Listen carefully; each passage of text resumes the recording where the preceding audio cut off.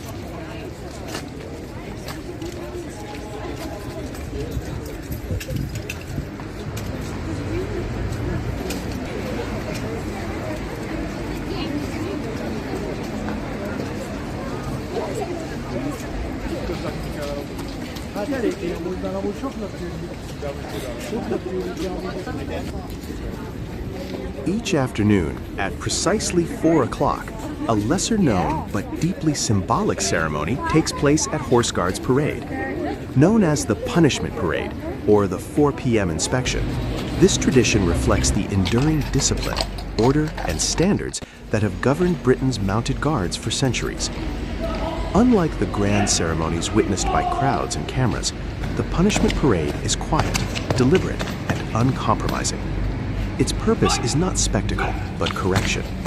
Rooted in military practice dating back to the early days of standing armies, the inspection serves as a formal response to minor breaches of discipline, infractions such as improper turnout, lateness, or failure to meet the exacting standards required of ceremonial service.